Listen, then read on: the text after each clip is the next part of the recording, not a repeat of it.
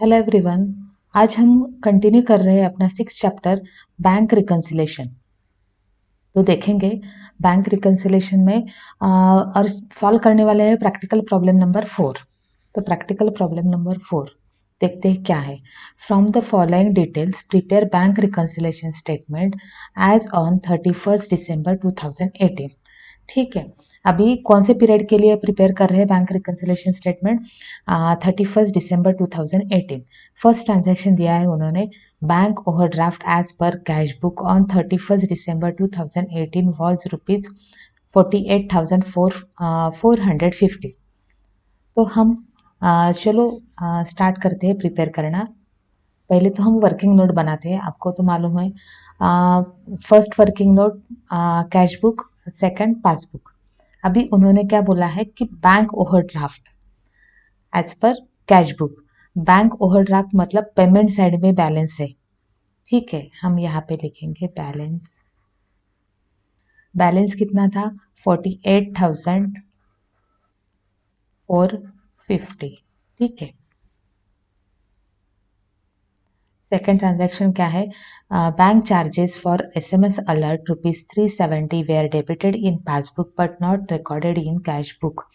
अभी यहाँ clear cut लिखा है कि कैश बुक में रिकॉर्ड नहीं किया है। क्या नहीं रिकॉर्ड किया? Bank charges for SMS alert ₹370। जहाँ पे रिकॉर्ड नहीं किया वहाँ पे हम रिकॉर्ड करते हैं। अभी कहाँ पे नहीं रिकॉर्ड किया? कैश बुक में, तो कैश बुक में रिकॉर्ड करना पड़ेगा। एसएमएस चार्जेस है मतलब वो पेमेंट किया है, तो पेमेंट साइड में लिखेंगे 370।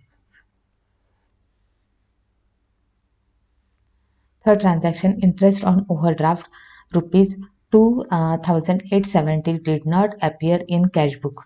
अगेन यहाँ पे कैश बुक पे शो नहीं किया है, तो बैंक ओवरड्राफ्ट का जो इंटरेस्ट है वो ट्रांजैक्शन नंबर 3 में है।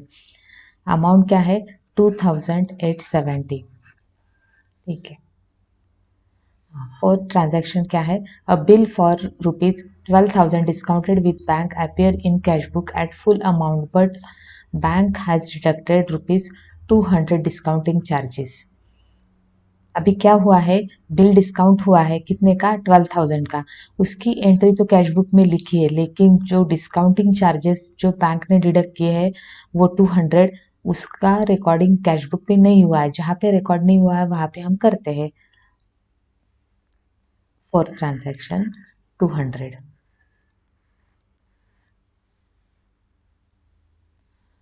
फिफ्थ ट्रांजैक्शन क्या है? Cheque issue but not presented for payment before 31 December 2080 amounted to ₹32,300। अभी क्या हुआ है? चेक इशू किया है इसका और प्रेजेंट नहीं हुआ, मतलब क्लियर नहीं हुआ है। कब तक नहीं हुआ है? 31 दिसंबर 2018। हाँ, और हम बैंक रिकन्सिलेशन स्टेटमेंट कौन से पीरियड के लिए कर रहे हैं? 31 दिसंबर। इसके पहले अगर चेक क्लियर नहीं हुआ तो ऑब्वियस है पासबुक पे एंट्री नहीं हुई होंगी। तो चेक इशू किया है तो पासबुक के पेमेंट साइड में हम रिकॉर्ड कर देंगे ट्रांजैक्शन नंबर 5, 32,300। ठीक है।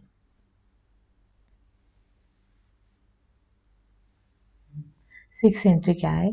Cheque amounted to ₹24,000 deposited into bank but only cheque of ₹8,000 was collected by bank before 31 December 2018। अभी क्या है? टोटल अमाउंट क्या है? 24,000।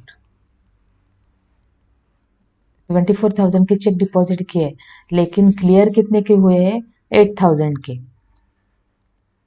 मतलब ये 8,000 की रिकॉर्डिंग दोनों बुक में हो गई, लेकिन जो 16,000 जो बचे हैं उसके रिकॉर्डिंग कहाँ पे नहीं हुए? वो क्लियर नहीं हुए 16,000 के। उसका मतलब ये पासबुक में रिकॉर्ड नहीं हुए, तो हम पासबुक में रिकॉर्ड कर लेंगे। ट्रांजैक्शन कौन सा है? 6। अमाउंट क्या है? 16,000। ठीक है। यहाँ पे हम रिसिट को एक्स्ट्रा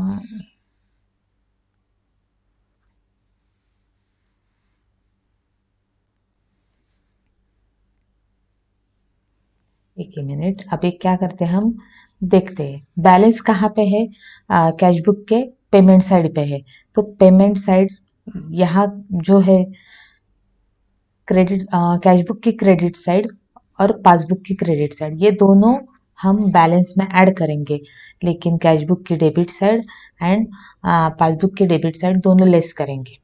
अभी सिर्फ इतना ही करना है हमको, मतलब बैलेंस क्या है अपना 48,450, उसमें कौन कौन से ट्रांजैक्शन ऐड करेंगे, second, third, fourth and six, और कौन से ट्रांजैक्शन लेस करेंगे, सिर्फ एक ही ट्रांजैक्शन है, वो है फिफ्थ ट्रांजैक्शन, उसका अमाउंट है 32,300। ठीक है, हम बैंक रिकंसिलेशन स्टेटमेंट प्रिपेयर करते हैं। अभी उन्होंने क्या बोला है देखते हैं।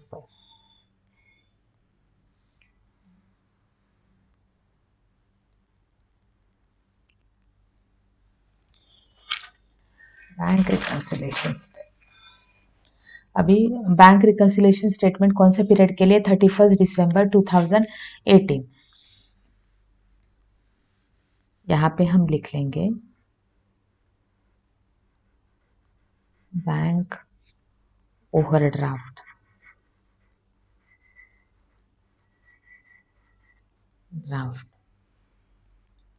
As per,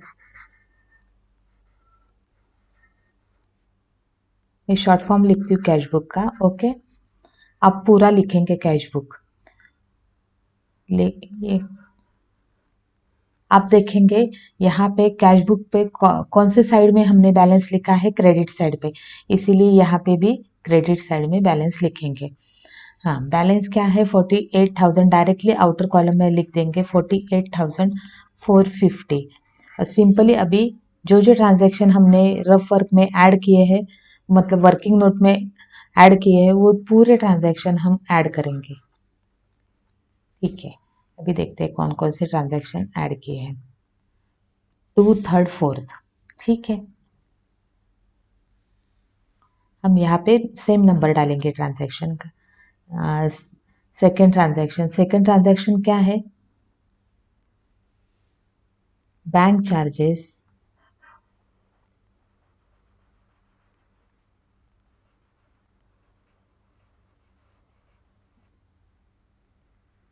bank charges debited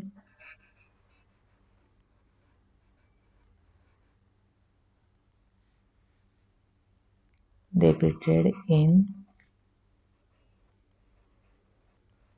passbook only. Amount कितनी है, 370, ये इनर कॉलम में लिखेंगे। ठीक है, थर्ड ट्रांजैक्शन हमने ऐड किया है। थर्ड ट्रांजैक्शन क्या है, interest on overdraft recorded in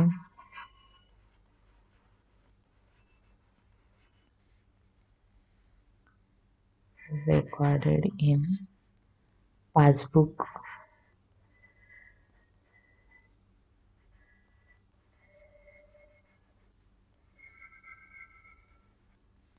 amount क्या है, रिकॉर्डेड इन पासबुक ओनली। अभी इसका अमाउंट क्या था, कुछ तो 2,870। हाँ ठीक है, वो रिकॉर्ड कर लेंगे, 2,870।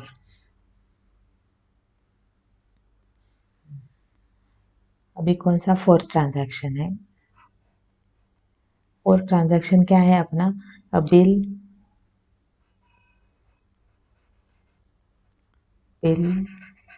Discounted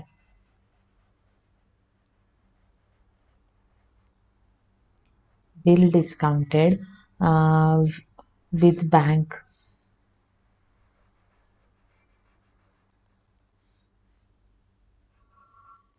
with bank discounting charges, discounting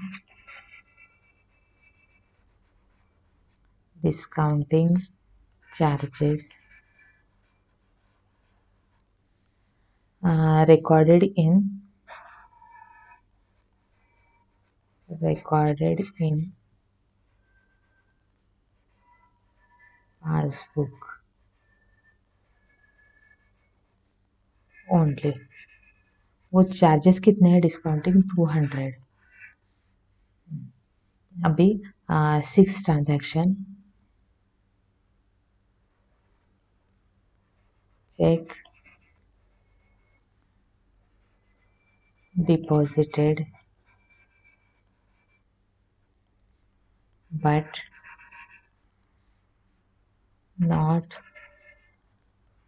cleared. कितने हैं? 16,000.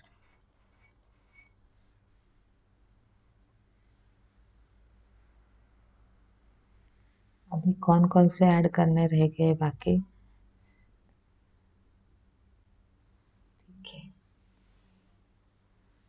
हमने कौन कौन से किए? 2, 3, 4, 2, 3, 4 और 1 6.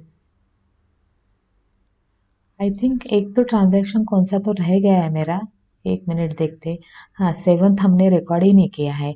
Paid stationery bill 11,000 rupees 11,300 by debit card. It was not recorded in cash book. वो रह गया है गलती से मेरे. 1 मिनट, वो रिकॉर्ड कर लेंगे हम. अभी कहाँ पे ना एंट्री हुई? कैश बुक के पेमेंट साइड पे नहीं एंट्री हुई है, तो वो कर लेंगे. कैश बुक के पेमेंट साइड पे अमाउंट क्या है? 11,300. ठीक है.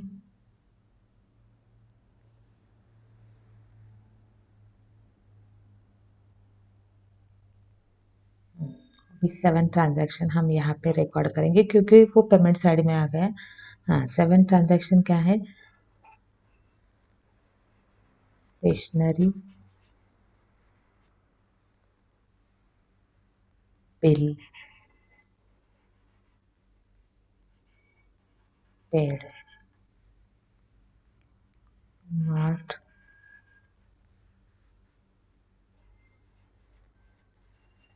ऑर्डर्ड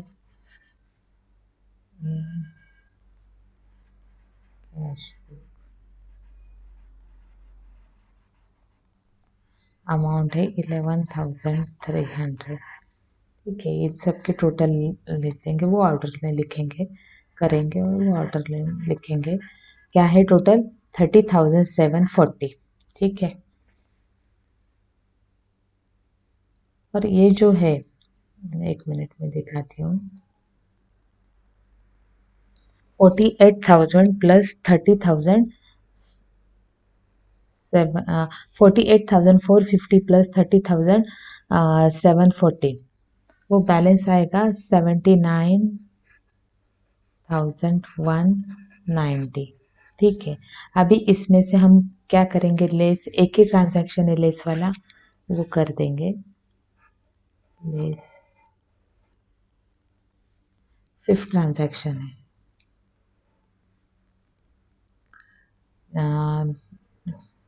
क्या है? Cheque issue but not clear.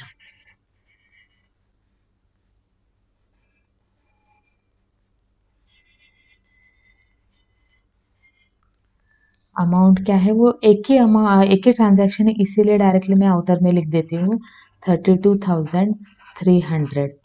Bracket क्या है? ये लेस करनी है अमाउंट, तो 79,190 में से 32,300 गए तो बैलेंस कितना बचता है? 46,890. इसको हम नाम देंगे, ये देखिए ऊपर क्या दिया है? Bank overdraft as per cash book. अभी ये प्लस में ही आया है आंसर, इसीलिए हम यहाँ पे लिखेंगे bank overdraft as per passbook. Bank overdraft as per passbook. अभी क्या है? ये bank overdraft as per passbook के, इसीलिए यहाँ पे डेबिट बैलेंस है. और bank overdraft as per cash book रहता तो वो क्रेडिट बैलेंस है. ऊपर हमको bank overdraft as per cash book, इसीलिए यहाँ पे हमने क्रेडिट लिखा, क्योंकि कैश बुक की क्रेडिट साइड मतलब पेमेंट साइड होती है और पासबुक की डेबिट साइड मतलब पेमेंट साइड होती है। इसीलिए आई होप आपको ये प्रॉब्लम समझ में आ गया होगा। अभी बाकी जो बचे हैं वो नेक्स्ट लेक्चर में हम डिस्कस करेंगे। तब तक के लिए गुड बाय।